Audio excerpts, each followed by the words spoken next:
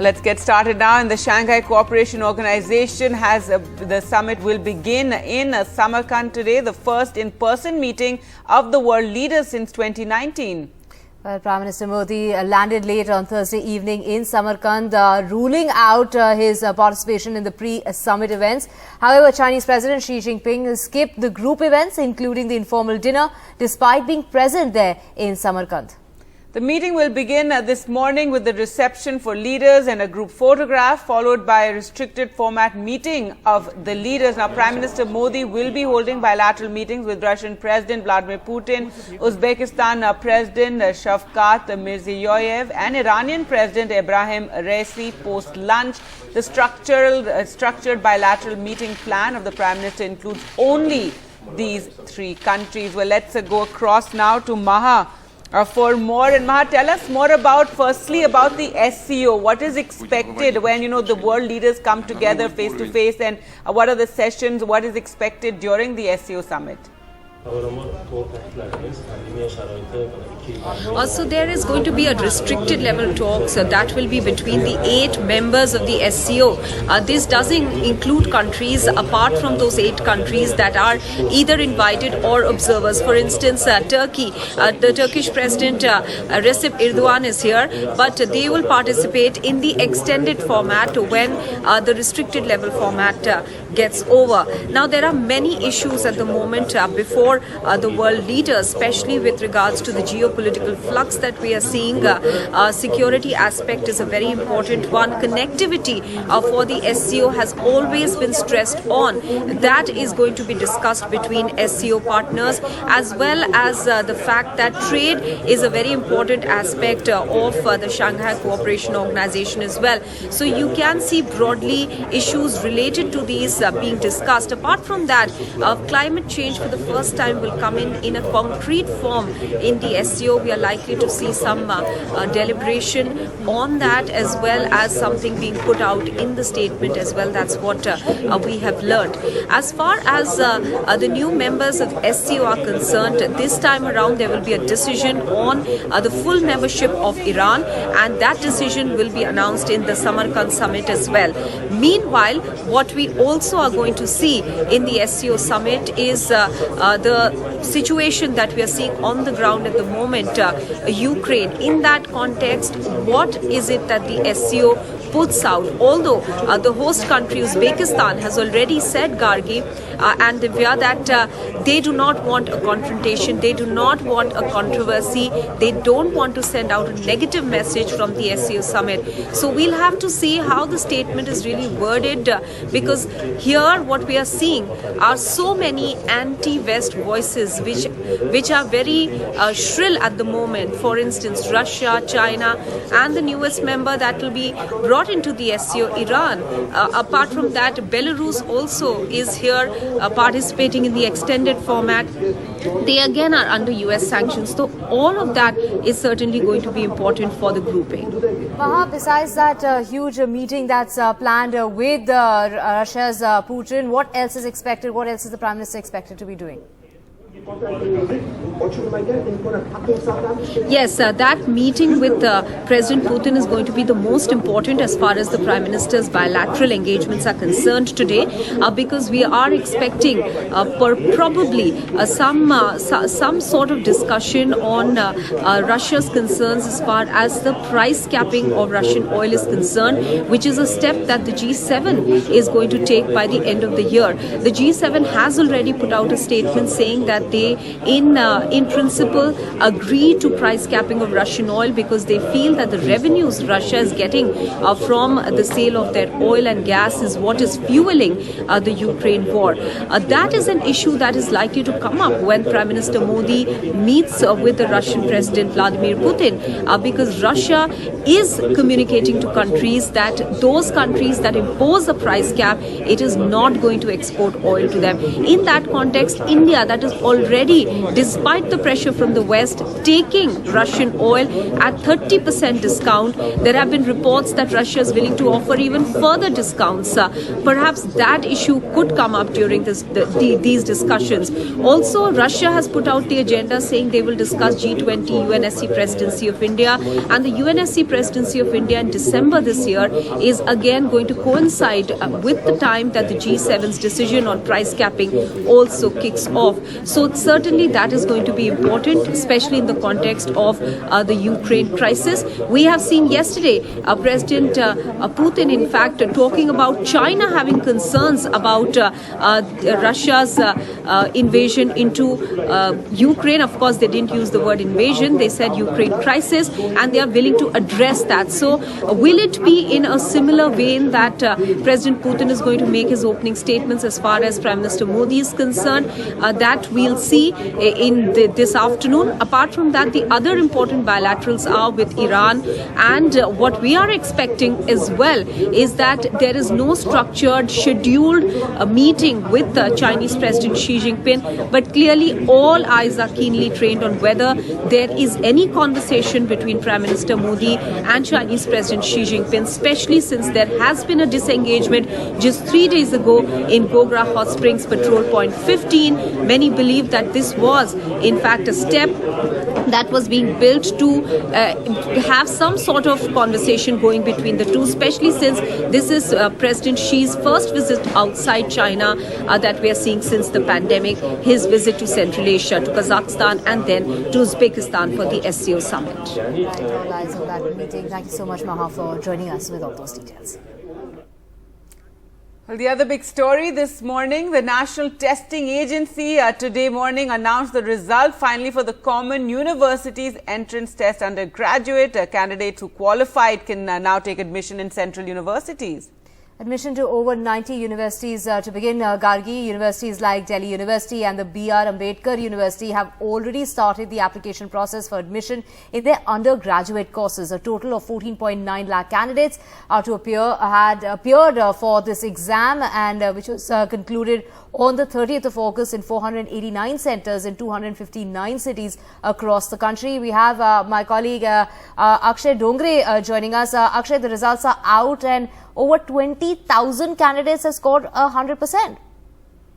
Well, that's what we are hearing right now, that approximately 20,000 students have scored 100% marks in some subjects, and English tops the subject as far as that list is concerned, followed by several other subjects like biology and economics too.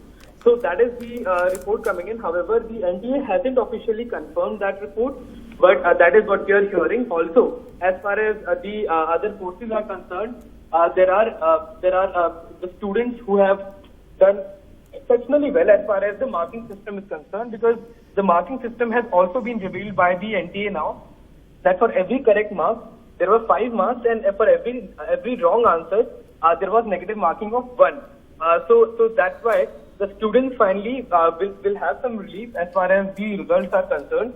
And as far as the results are concerned, they were going to be announced by about 10 p.m.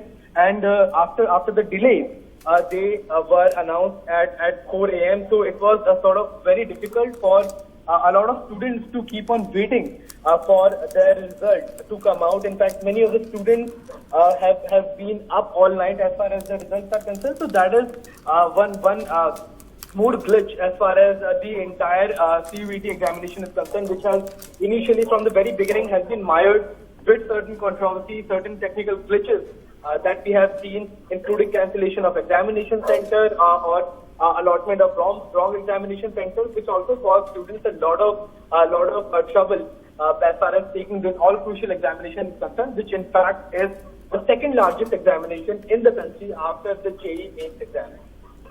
All right, and the first time we've had such an exam for admissions to universities. Thanks so much, Akshay, for joining us, and return to you for more details. Right now, students are just, finding out their results. These were to be released yesterday at 10 p.m., but it got delayed, and finally these results out this morning.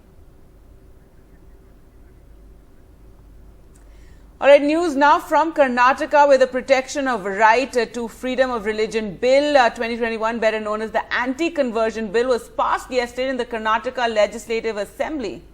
Gargi, despite opposition from the Congress and in fact H.D. Kumaraswamy's Janata Dal Secular, the opposition argued that such a law will infringe on the freedom of religion granted in the Constitution. The government countered that the law would only protect people from forcible conversion, claiming it is becoming increasingly frequent.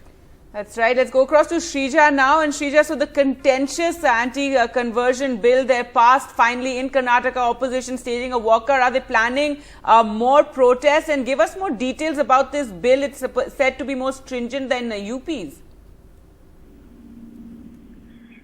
Well, that's right. In fact, amidst stiff opposition from both, this is from the principal opposition Congress and as well as the JDS, we went on to see how the anti-conversion bill was passed in the upper house as well. And this is despite the kind of opposition that's been especially raised by the Congress over the several months, and also stating the fact saying that there is no such data which is being maintained by the government. In fact, this particular bill was piloted by Home Minister Narendra, and it also prohibits, which they call it, unlawful religious conversion. And we understand under this new law that's come into place, now unlawful conversion will be through misinterpretation, undue influence, coercion, allurement, or through any fraudulent means. This means, it also means that if anyone accused of anti-conversion under the anti-conversion law, now they'll get a jail term of 3 to 5 years and be fined rupees 25,000. Now, in case of a minor, the punishment may extend up to 10 years, and then the fine will be rupees 50,000. We also see that the repeat offender under this law can be fined up to nearly rupees 2 lakhs and get a jail term of minimum 5 years. So, as far as the opposition is concerned, they have termed this unconstitutional and is also against the Article 29 and 25 of the Constitution. But the government also, as far as the opposition is concerned, the government says it is not against any community, because if you really look at over the the relentless coverage that NDTV has done over the last few months, we've been seeing how most of the attacks have been against especially the minority community. But this was refuted by the Law Minister J.C. Madhuswamy. He went on to say that how this particular bill is in the search to avoid forceful conversions and not targeting any community. Thank you so much, Shrija, for joining us with all those details. With that, we're slipping into a very short break, but lots more coming up on the other side. But before that, a shocking incident has been reported from a remote tea garden in Assam's Lakhimpur district. A body of a man in his 20s has been found hanging from a tree. The man has been identified as Biki Bishal. The victim's family claims that he was called by someone from his Adivasi girlfriend's family to her village on the 11th of September, Gargi. That's right, and that was just a day before the body was found. And there's speculation over forced conversion. That's what the speculation is. But the police has filed a case, and 5 people have also been arrested, including the father of Bishal's girlfriend and her 2 uncles. Let's go across to Ratnadeep for more on this story. So, Ratnadeep, what are the details of this? What is suspected, and what is this anti-conversion or this conversion angle that is being speculated? That's right. What we are picking up from police sources is that the body was found on 12th of September, and then police has already registered a case. The body's postmortem is being done, and in fact, what has happened is that this 20-year, this youth Vishal, who is in his 20s, he comes from the T tribe community, the Adivasi T tribe community, and the girl, his girlfriend, is a minor girl, and she also comes from the same community. Now, Vishal had actually, the girl, his girlfriend had eloped with Vishal on September 3rd, and Vishal had brought the girl to his residence. But since the girl was minor, so the Vishal family did not accept the fact that Vishal wanted to marry this girl. And in fact, both the families met at Vishal's family. Now, villagers have alleged that in that meeting on September 6th, the girl was forcefully taken away by the girl's family members back to her village, and there were altercations altercation, as well as there are allegations that Vishal's family members were beaten up and they were threatened as well. Now, what is important here is that locals are alleging that this Vishal was pressurized by the girl's family members, as well as two persons from the local church to get converted into Christianity, because the girl is from a Christian community and Vishal being a Hindu. And then his marriage will be accepted. And locals allege that Vishal denied doing so. And then the allegations is that the locals feel that he was murdered and hanged, whereas the police is saying that there is no evidence, that they are rather investigating into whether this is a case of suicide or murder, and therefore now 5 people have been arrested in this case, including his girlfriend, Vishal's girlfriend's father, her 2 uncles, and 2 officials from a local church who were involved in what police claims to try to put mental pressure on Vishal to convert into a different religion. All right, Ratnadi, thanks so much for joining us with those details.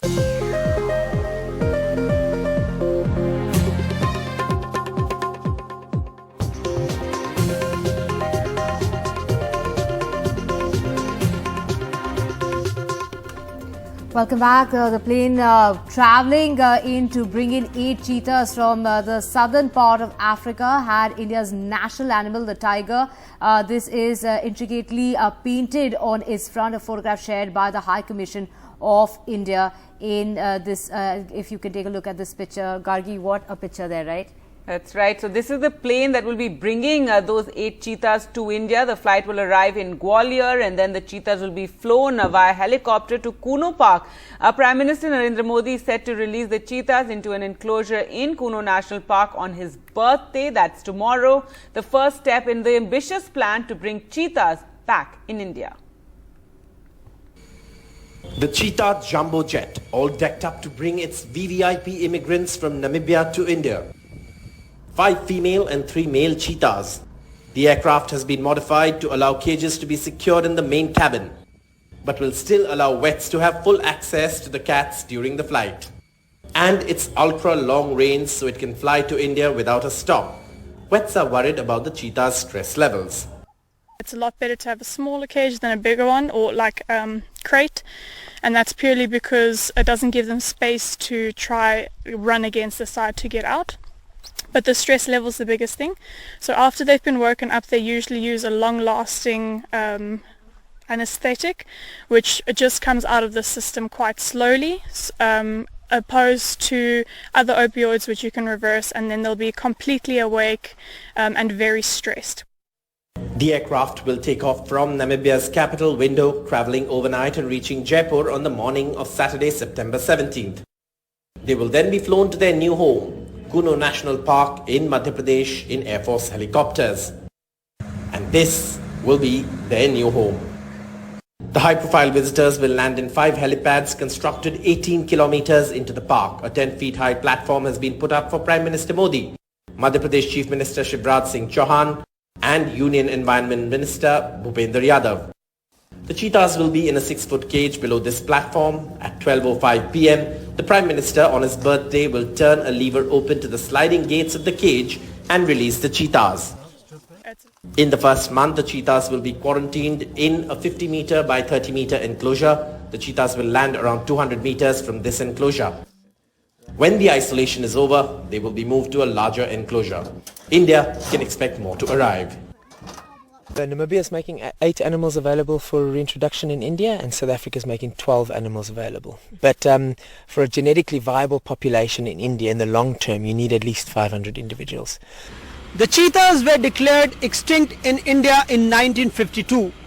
They perished because of the habitat loss and their distinctive spotted pelts.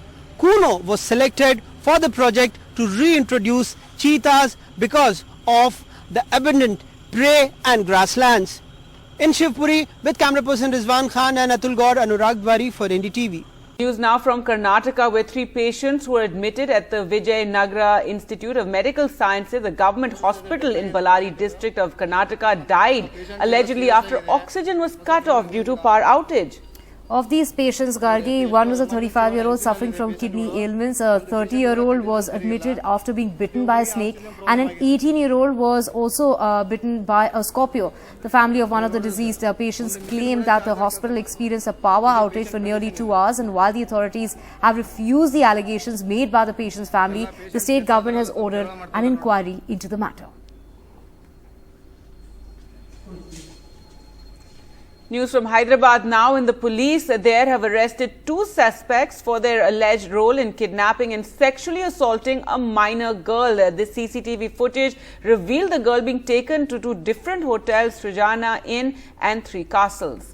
Gargi, where she and the suspects spent a night each. The police are now looking for further evidence in the hotel rooms and also checking CCTV footage at those hotels that you mentioned. This is that incident that's come to light, and we can also see those visuals on our screens. Where a minor girl was taken away. Her mother claims that she was abducted and then she was returned 2 days later. The police investigating the matter. And let's talk about the case in all right, let's get you more details about the case in UP, where 2 sisters were found hanging from a tree. And remember that was the big story yesterday, and the police arrested 6 people saying that they were involved in the death of these 2 sisters.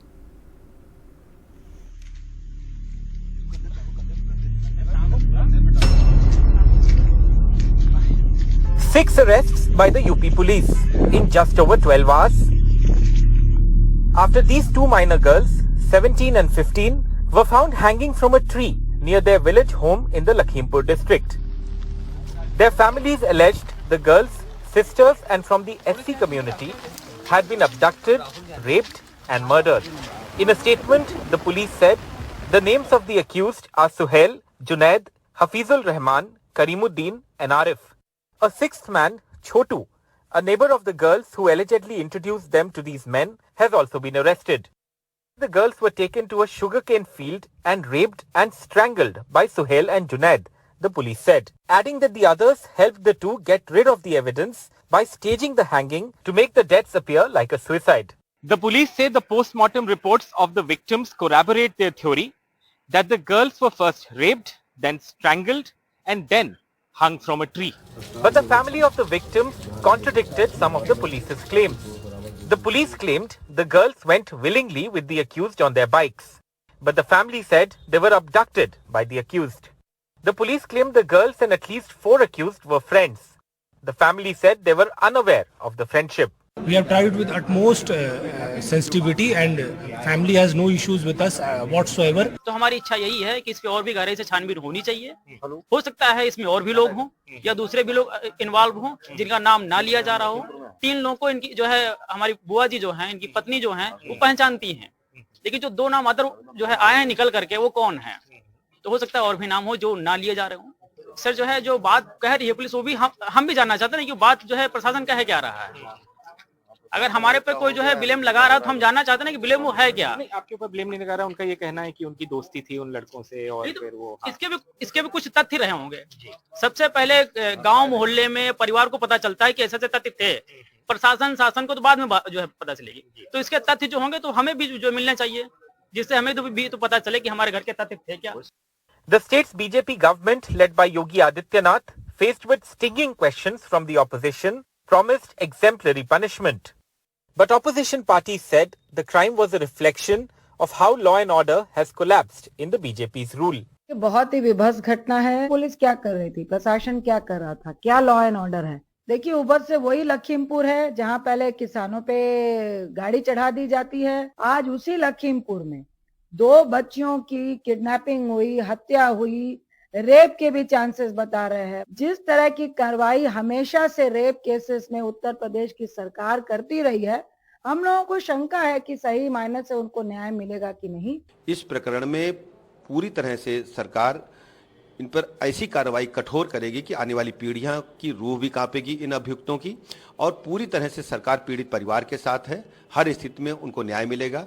पूरे प्रकरण को हम fast track court में ले जाएंगे और शीघ्र से शीघ्र सजा दिलाएंगे. विपक्ष को आप जानते हैं कि जब उनकी सरकार थी तो उस समय की घटनाओं को उन्हें याद करना चाहिए. हमारी सरकार ऐसी सभी घटनाओं को गंभीरता से लेती है।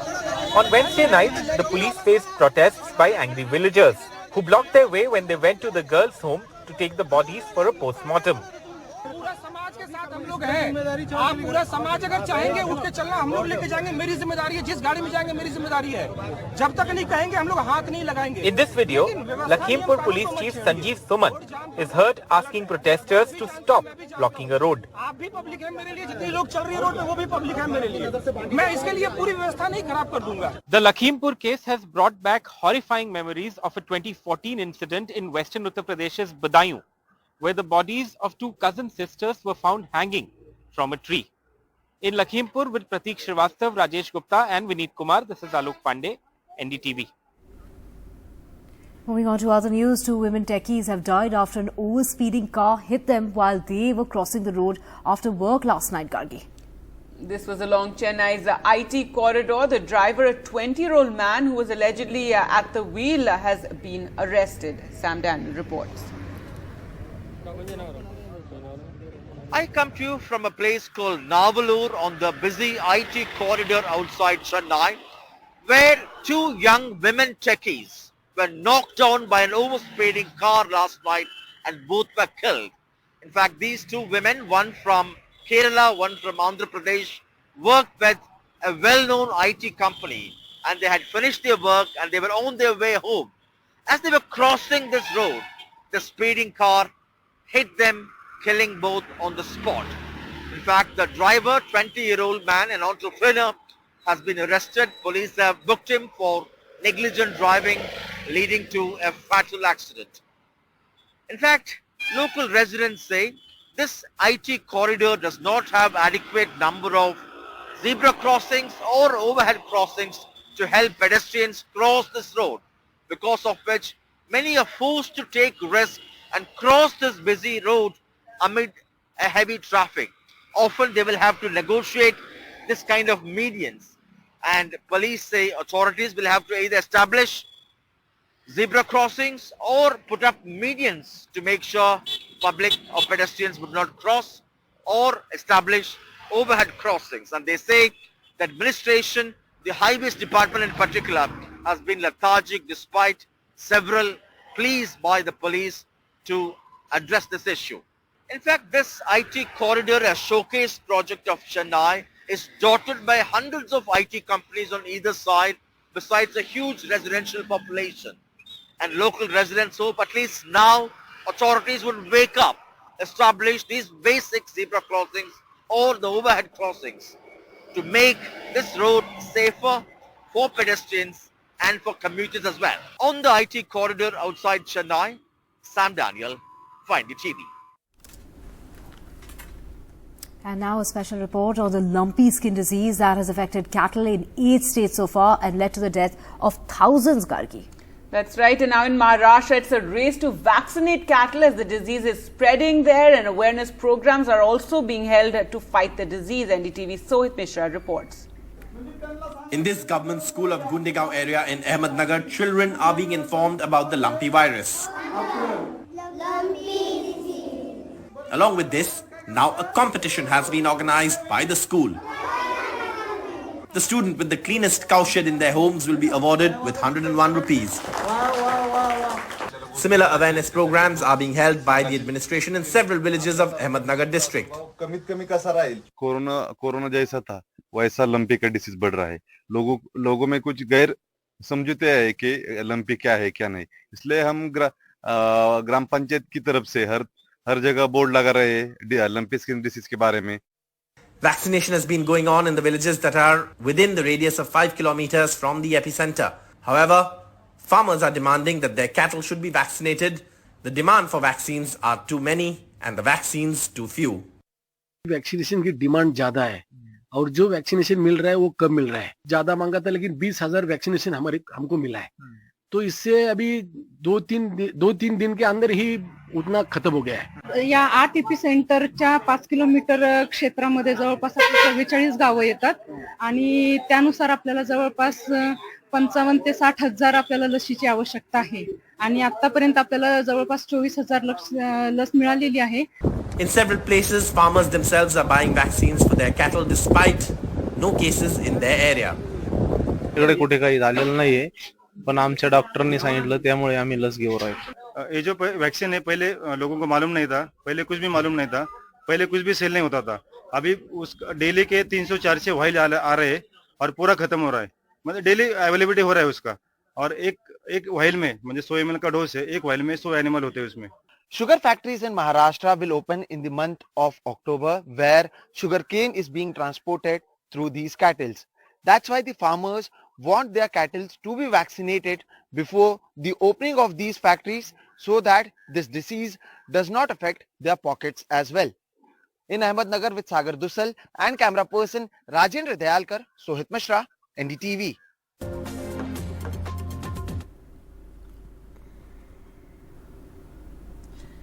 Hello and welcome. You're watching Good Morning India. I'm Gargi Rawat and up first news from Lucknow. Right, I'm Divya Wadhwa. Gargi, very tragic news coming in. 9 people have died and 2 have been injured in a wall collapse in Uttar Pradesh's Lucknow. And this is due to heavy rain. It's been raining incessantly over the last 24 hours. And that is what's caused that wall to collapse. In fact, the district administration announced the closure of all schools early on Friday as a result of this intense rain that's been lashing the city, and many colonies reporting waterlogging as well. But let's go across to Alok for more on this tragic incident. Alok, 9 people died in this wall collapse, also incessant rain, record-breaking rain in Lucknow? The record-breaking bit, I will not be able to confirm, Gargi, because frankly, I haven't had the time to look at the stats. I think Divya is the most qualified person to tell us that. But the rain has been intense and heavy, even as a lay person, as a common person, I can say that. I was in Lakhimpur yesterday. I was not in Lucknow, but it was raining very heavily there. And we wondered what the situation in Lucknow would be. And when we were returning to Lucknow with our car, the rain was blinding. It was very, very heavy.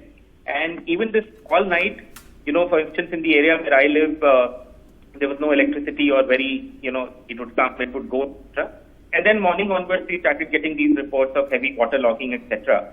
And I think the most tragic aspect of all of this, of course, we should talk about that first, is the death of those 9 people and the injuries to the 2 other people that have taken place in the central part of Lucknow in a place called Dilkusha. So what happened there was that an under construction wall basically collapsed on people who live there. So they live in a slum cluster kind of thing, and the wall was under construction and it collapsed on them. The rescue operations there are over. 9 bodies have been taken out according to the district magistrate, and 2 people are injured and they are at the Lucknow Civil Hospital. Compensation has been announced. Beyond that, what the district administration has done is that they have ordered the closure of all schools today, and it's likely to remain the situation tomorrow also, unless schools are anyway shut tomorrow, and through to Sunday also, because the heavy rain alert is for today and it is also for tomorrow. So that's one thing that the district administration has done. Also, they have said that hospitals should be on alert and that drinking water supply will be taken care of, etc. But I think at the moment the immediate concern is the waterlogging in many areas, and also the effect that it has on daily lives. So that's something that needs to be looked at. As I speak right now, it's not raining, at least in the area where I am, but it's very overcast and it's likely to rain again. And like I said, it rained through the night. So yes, a lot of issues for the common residents. The administration has also been out, to their credit. They've been out on the field, on the ground, trying to do something about it as much as they can. But like you said, I think, again, one goes back to the first few words that you said, Gargi, the fact that, at the end of the day, right, Alok, like you were mentioning, it's been raining incessantly. It isn't raining right now, but 326% surplus as far as the state of Uttar Pradesh is concerned.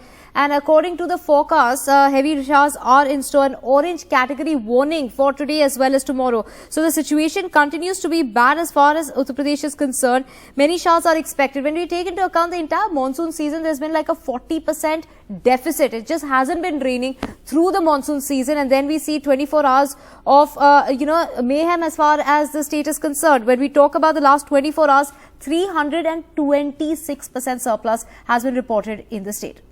And this is at a time when you would have expected the monsoon to be retreating. And I know we've been doing these stories about, this how some areas are receiving record rainfall, but some areas like UP not receiving enough. And now you have this kind of rainfall taking place. Right, UP, Bihar, Jharkhand, those areas where it hasn't been raining enough this monsoon season. Also, certain areas where the rice producing areas which have reported drought as well. But then, like you mentioned, Gargi, it has been raining in the northern part of the country along the Indo-Gangetic plains. So heavy showers expected from Uttar Pradesh all the way till Uttarakhand. So a word of caution to all those people there.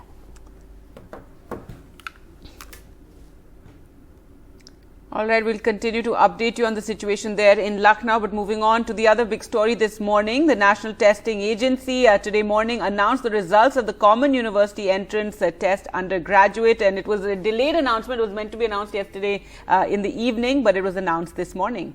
Right, Gargi, over 20,000 students have scored 100% across 30 subjects. In fact, that is the candidates who got qualified in these exams now can take admission in central universities. Admissions to over 90 universities have started. Universities like the Delhi University and the B.R. Ambedkar University have already started the application process. Well, let's go across to Akshay now for more. And Akshay, what have the reactions been among students? This is the first time this, common entrance exam was taking place for the universities. Well, this was for the first time National Testing Agency was conducting an examination for class 12 student at this scale as far as the central universities are concerned. Initially, there were certain glitches as far as the examination is concerned. Many students even saw cancellation of the examination center or a misallotment of the examination center. Many centers also saw technical glitches. So this was for the first time. So yes, there were certain issues that were bound to be faced by the students. However, at this scale, the students faced these kind of issues. Many students missed their examination, and as far as the result finally is concerned, it was going to be announced at about 10 p.m. yesterday, but students had to wait all night as the result was only announced at about 4 a.m. this morning. So in fact, it was extremely difficult for the students to be anxious all night, stay up all night, and many of the students couldn't sleep because of the results. Many were confident of their result, and as far as the data is concerned, about 20,000 candidates have scored 100 percentile as far as 30 subjects are concerned, and English tops the list. So about 8,000 candidates have got 100% marks in the English examination, followed by political science, where about 2,000 students have scored 100%, and then followed by business studies, where about 1,700 students have in fact scored a percentile of 100. When we talk about the number of registrations, there were 14.9 lakh registrations. However, the turning up ratio was very different. About 60% students turned up for the examination. The number of students who actually turned up for the examination was 10 lakh. So 60% of that. So it was extremely difficult for students, yes, because of technical glitches. But we have a student here with us, and we'll try to speak to him about his experience as far as the result is concerned. Vinayak, so finally the result has come out. How has the entire experience been like? Was it difficult? So what do you have to say? The result has of course been challenging. You see, according to many rumors, firstly the result has been based on different percentiles. Right. So we have gotten different percentiles according to as per each subject. Right. So the test happened on different dates. It happened on 15 July, 16 July, 17 July, and then continued till 31st of August. So you see, the difficulty level of each exam on given date was different. On each date, it was different. So the percentile given to us, the rumor has it that the percentile given to us is also different according to the difficulty level on that day. Okay. But you see, according to us students, we cannot measure the difficulty level that they are giving us, and then they are giving us the marks according to themselves. So basically, we think that it is as per their choice that they are giving the marks. So challenges still remain as far as the entrance exams are concerned, and now the big challenge for the National Testing Agency will also be the application procedure. It's going to be a very difficult procedure, and we all hope that the technical glitches that were faced by the students during the examination should not be faced by the students while taking entrance in different universities. Right. Thank you so much, Akshay, for joining us with all those details. We also have our guests joining us, Sudha Acharya, Principal of the International Public School, joining us, as well as Professor Raghavendra Tiwari, the Vice Chancellor of the Central University of Punjab, also joining us this morning. A very good morning to both of you. My first question, in fact, I would like to take to Sudha Acharya. This is the first time these exams were conducted. There were initial, issues that were faced by the students. Like Akshay, our colleague, was also pointing out those glitches, many challenges that were faced. But how would you review these entrance exams? At the outset, the result declaration was no less than a nightmare. Whole night we were waiting with our students yesterday, and finally 2 a.m. the result was declared. During the exam, my students, they had, I think, 3 chances. I mean, they came back from the center, again went. Some of the students complained that there were a lot of technical glitches, especially during maths exam, so they could not perform smoothly. However, today morning when I was talking to my students, they said that many of them have scored 100 percentile. So how it is different from board exams? More or less, they have scored the same. But their session is going to start in first week of November, maybe at the year end. So they don't see where is the difference. I mean, the same kind of score, same stress, high cutoffs, which we were really promising them that we will be reducing their stress, and so many students, they score 100. In my school, I am observing that many of them have got 100 percentile. Right, so we're back to square one in a sense, because that was the reason, wasn't it, for this common entrance exam, because used to have all these boards and students scoring so high, so it was getting difficult to differentiate. Professor Tiwari, your comments on this, and is it going to make the application to universities a smoother process? You see, yes, it was sort of nightmare for the students waiting for the result whole night. But at the same time, it was nightmare for NTA team also to, they were awake for the last one month. I mean, they did not sleep because I'm involved right from the start. So, right. And the students concerned, he said that, the percentile, the NTA has awarded the way they liked. This is the normal procedure in all the test examinations, whether it is NEET or AICTE. Everywhere the same, the score, raw score is converted to the percentile is normalized, converted to normalized score. And so, it is the standard procedure that has been used this time as well.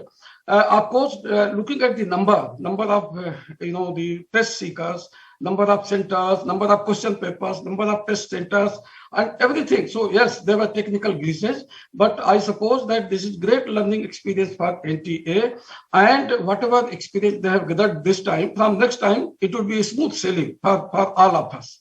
See, now the normalized score is available subject-wise, subject combination-wise, and this will be intimated today itself to all the universities. And now we can commence the admission process. And it won't be difficult because there is normalized score, there is subject combination that students should be opting. So now it's very smooth. Now I think whatever glitches were there, those are technical in terms of delay in conducting the test examinations, then also declaring the result. Now the worst is over, and I think now from here on it would be the best. There will not be any problem because this we have been doing. At least 12 central, 14 central universities, we were doing this right from the 2016 onwards. So it would be now a smooth process, and right. Yeah. Right. No, hopefully it will get smoother going forward, and by next year. Sudha Acharya, so your comments on that, and also feel so bad for these class 12 students because they're the ones who went through the entire COVID pandemic time and all the uncertainty, and then they face the challenge of this common entrance exam as well in the first year with all the glitches, etc., which hopefully will become smoother in years to come. Feel so bad for this batch. I mean, they have been guinea pig, and all the experimentation has been done on them. Professor was saying it will be very smooth. It is not smooth at all. The whole exam process, the result, lot of stress, anxiety among students, and first time it is happening. Why it was implemented so hurriedly, I don't understand, and how it has relieved their stress, I don't understand again. If so many 100 percentiles are there, And we thought that in board, so many students are scoring 100. So to normalize that, this CUVT again was devised, and we are back to square one. So children are talking to me that, ma'am, we will be starting our session around November, year end. So session is starting late. No, I don't see any benefit here for the students, and lot of anxiety, and some of the students are really not happy because technical glitches happened during their exam. Exam was not conducted smoothly. No, this absolutely. time. It's So just why not these fair on children will students. We can say, oh, next year it'll be better, but what about these poor students who had to go through it? I mean, it should never have come to that they, face such stress. Yes, Professor Tiwari. See, madam, any batch, would have been the test batch. If not this year, next year. Whenever we could have planned. This CUT was planned from 2020 itself. And a lot of exercise, a lot of thought process are undergone. But, keeping in view the number involved, in everything, setting question papers, mobilizing paper setters, moderation, converting into different languages, 13 languages were used in this test. So this was a Herculean task. So I think NTA needs compliments for carrying out this message. No, definitely a Herculean task, but I think the point that ma'am was making was, why wasn't it smooth despite all the preparations? Even, these kids have been guinea pigs, they've done, online classes, finally having to face this exam. I'm completely out of time. Massive technical malfunctions and of course mixed reactions to these entrance exam as well. Well, we'll have to leave it there. Thank you so much for joining us, and hopefully the admission process now will be smoother and easier for these poor students. Right. Only way ahead should be some improvement there in those massive technical malfunctions that these poor kids had to face this time around. But that was taking a very short break. Lots more coming up on the SCO.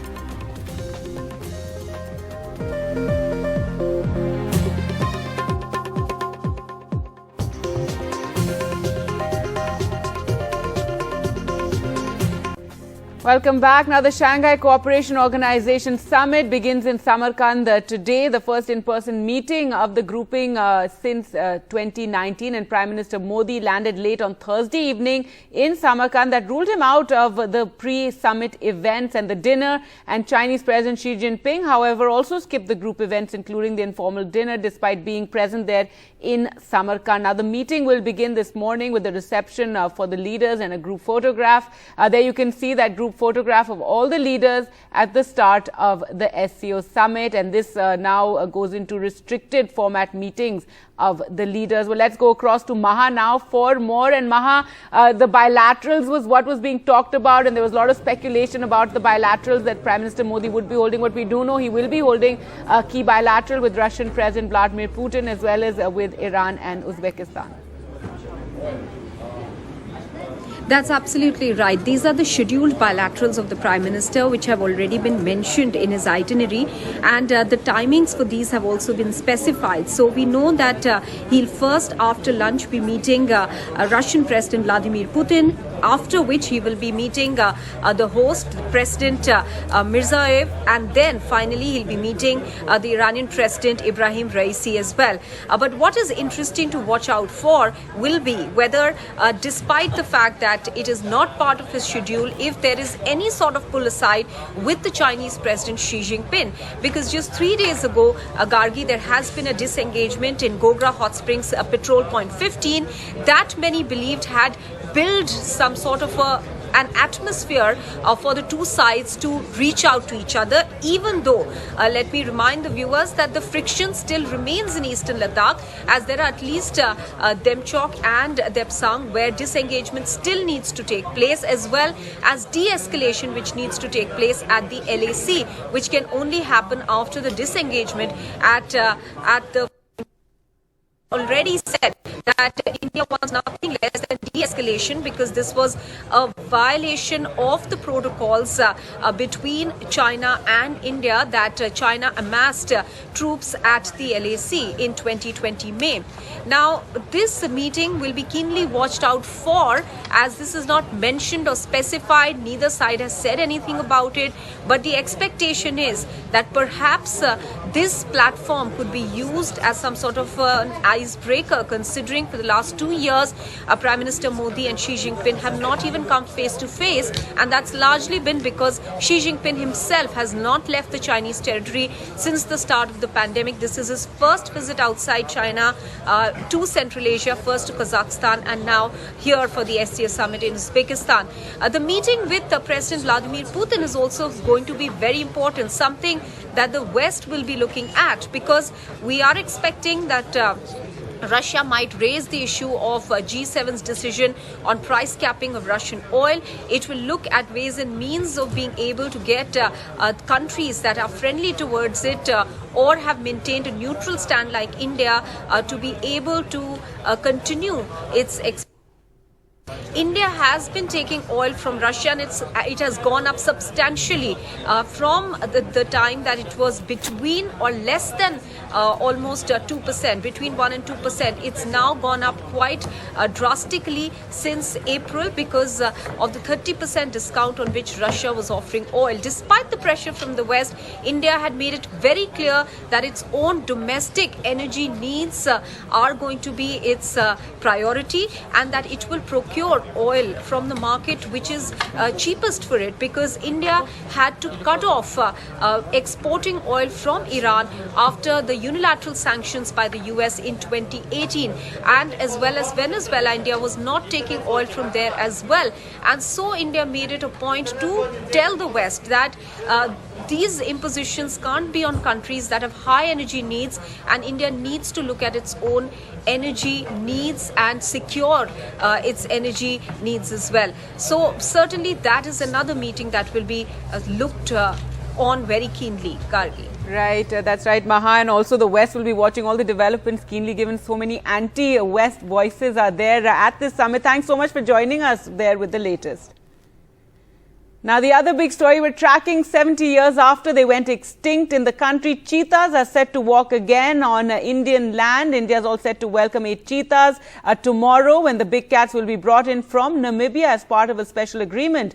A modified passenger B747 jumbo jet painted with the face of a tiger is in the Namibian capital to ferry the big cats here. Prime Minister Modi is set to release the spotted felines, 5 females, 3 males, into an enclosure in the Kuno National Park in Madhya Pradesh tomorrow, which is also his birthday. So the Prime Minister will be marking his birthday with that. Let's go across to Anurag now, who joins us for more. And Anurag, you're tracking all those developments. We're also joined by Anish Andheria, President, Wildlife Conservation Trust, and of course Swati Tyagarajan, who's been living in South Africa. You're going to tell us about cheetahs there in Africa. But Anurag, firstly, we were hoping you'd get like a front, a ringside view of the cheetahs being released, but that's not to be. Tell us, what are you hearing? Also, they're now arriving in Gwalior first, not Jaipur as we earlier thought, and then they will be flown by a helicopter to Kuno tomorrow.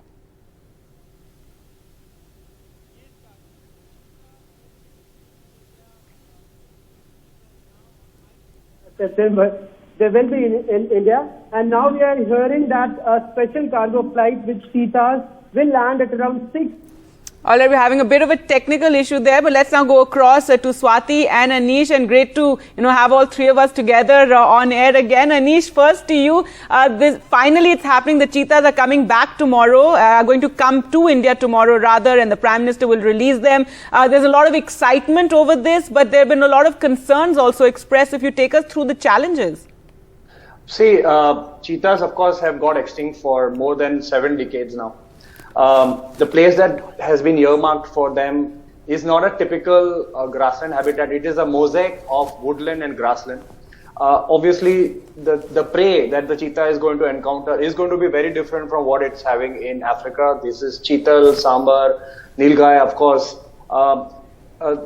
Cheetahs are not known to breed prolifically in stressful situations. So that has been one of the ecological drawbacks. Unlike tigers, lions that breed prolifically even in zoos, cheetahs are not like that. There is some amount of stress. Of course, the other issue is disease. So there are diseases which are local to Indian species. It can go into a cheetah, and cheetah may not be immune to those. Our local cats like the tiger, the leopard could be immune to it. Similarly, they could bring in some disease with them from Africa, and then those diseases can get introduced. Obviously, all that can be taken care of through quarantine procedures and tests and everything. Finally, once they are released, one will have to have patience, which means it will take at least 15 years to say something about the project. And in fact, there was some study done by Wildlife Institute of India. This Kuno National Park is about 1,235 square kilometers, and there is another 3,200 square kilometers of potential cheetah habitat contiguous outside Kuno. Now, for cheetah to do well, I think there is the carrying capacity of this 1,235 square kilometer Kuno is about 21, which means it will take about 15 to 18 years for this population, which is called the founder population, to reach 21. And if that happens, then one can say that they are out of danger. Another one is about 36 cheetahs can be accommodated in this entire 3,200 square kilometers, and that can take somewhere up to 20 to 25 years. So while this project is happening, one has to keep in mind that we'll have to be patient. We can't write this off just because some deaths happen. And given the kind of excitement, it's going to be a long time before the public actually genuinely get to see the cheetahs there in the grasslands. And it's a project with 50 cheetahs are going to be brought over the next 5 years to various parks. But Anurag is back with us. Anurag, yes. So tell us, what are the preparations? And the cheetahs are going to be first brought to Gwalior.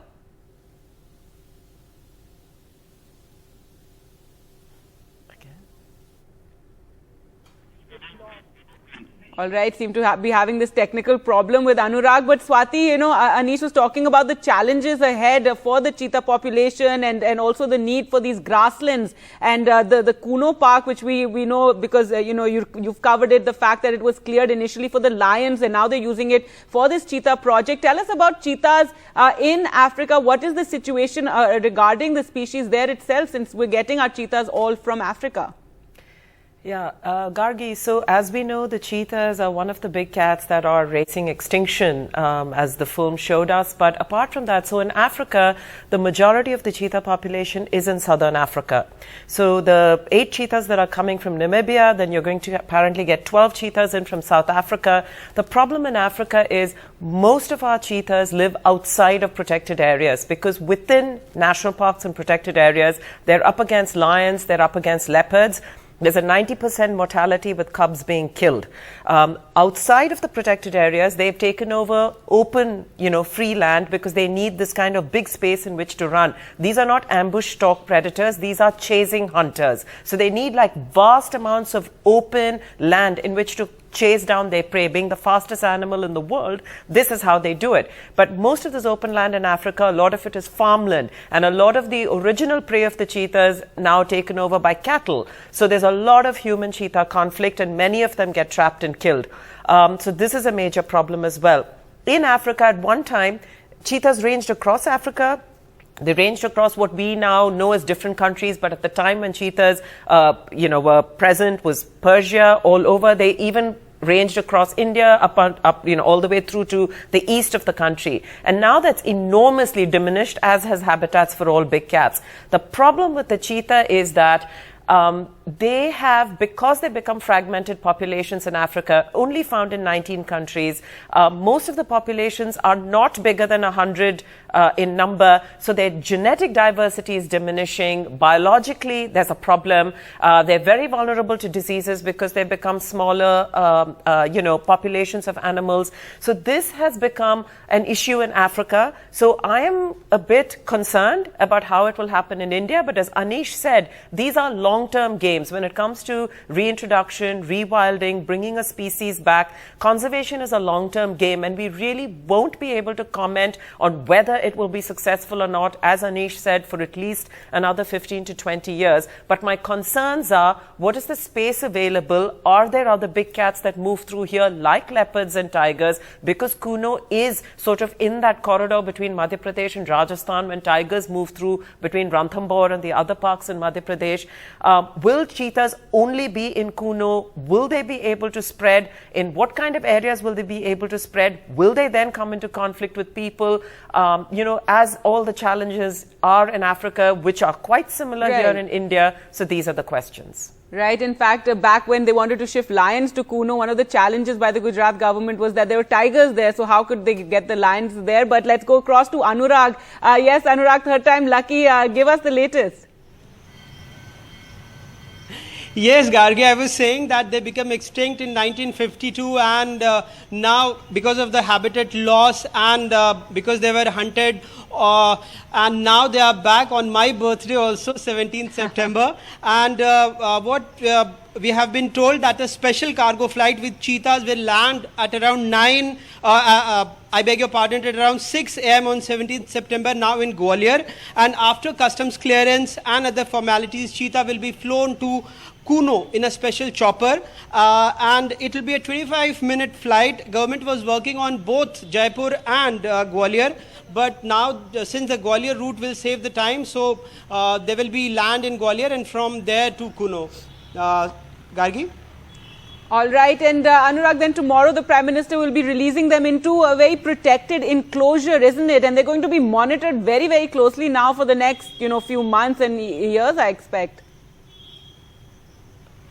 Yes, Gargi, there will be special watchtowers and CCTV surveillance around 5 kilometers off the area, and Prime Minister will release them at around 12 o'clock in the afternoon in a special enclosure in Kuno National Park, and a limited number of guests are allowed inside. And after that, he will address SAGs at Karahal near Kuno, which is around 20-25 kilometers from the main gate. Gargi?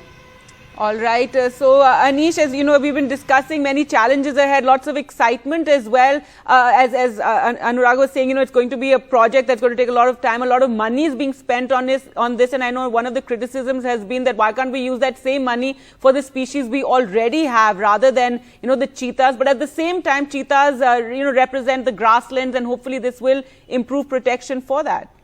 Yes. So I was reading up about grasslands. We've lost about 200,000 square kilometers of grasslands in India in the last 75 years. And cheetah is symbolic, as Swati said, that they are found in open grasslands, and that habitat has really taken a beating in India. It's considered as wasteland on government papers. So if cheetah can be utilized to bring back some of those grasslands, then cheetah reintroduction can actually be a shot in the arm for the recovery of the Great Indian Bustard, the Lesser Florican, the hyenas, and so many other grassland species that are really, really now in highly stressful situations. So I think for me, cheetah right now in Kuno, I'm not too worried about. What we have to see is in the coming 15-20 years, are we able to establish cheetahs in habitats that they are designed to live in, which means in proper grassland habitats in multiple states. If we are able to do that, then over 30-40 years, I think we'll be able to have a sizable population. When I say sizable, I'm not expecting thousands of cheetahs. That's not going to happen. It will be maybe 100 or so, but it divided into 4 or 5 different populations. So I think a few things that we have to do is to continuously augment cheetah population. Because cheetahs are going to come in contact with leopards, there will be mortality, there will be cub infanticide, a lot of things happen in carnivores, and so we have to be prepared to not feel disheartened that the animals, the founder population is getting destroyed by other species. Right. We'll have to be patient, we'll have to augment prey, which means certain prey species will have to be reduced, the grassland has to be managed, then habitat outside the protected area has to be restored because the cheetah cannot live in this just 1,235 square kilometers. Swati will tell you that they live in extensive areas. They have territories which are larger than that of the tigers. Then the tourism has to be utilized to feed the economy, the local economy, because the best supporters of conservation in India are local communities. So if money from cheetah tourism can go to them, fantastic. Another important thing in India is domestic dog management. There is huge amount of disease that get transferred on carnivores. In fact, that was one of the done. reasons they wanted to shift the lions from Gir, isn't it, Swati? So final word to you. What are the challenges you see ahead? So, Gargi, I have seen two sort of cheetah reintroduction programs in Africa in private game reserves, and it's been a long process there. Some of the cheetahs, the biggest problem is the stress levels. If they are stressed, this is not a cat that does well. They're not like tigers. They're not robust species that if they get protection, they are going to do well and the populations are going to increase. Cheetahs are rather delicate from that perspective. So our biggest challenge will be, how do you minimize the stress on these animals? And as Anish said, every year this population will need to be topped up. Then the big question would be, if they don't get their own foothold in India, if they don't sort of breed and increase their numbers in India, if the only numbers of cheetahs we ever have in this country is because we keep flying 10 of them every day, every year from Africa, then what is the point is what I'd ask, because it would be like a private zoo in a sense for a wonderful animal to come back. If you really look at our grasslands, this was the animal that was the flagship species for our grasslands. And as Anish said, with grasslands being considered wastelands and sort of just being taken over for either development or for agriculture in a big way in this country, to bring back this flagship species in a sense that could represent grasslands, bring back this conversation around grasslands where we'll stop sort of, treating them as wastelands and putting them aside, that would be a huge positive. So that would be the ultimately, it's a 15 to 20-year minimum game that we're looking at before we can say, oh, this is not going to work or it is working. So it's a long game. Yeah. Right, it's a long game. Well, thank you so much, Anurag, Anish and Swati, for joining us on the program to talk about this. And Anurag, of course, will keep coming to you for more updates. The cheetahs will be arriving tomorrow morning. We'll slip into a short break, more coming up on the other side.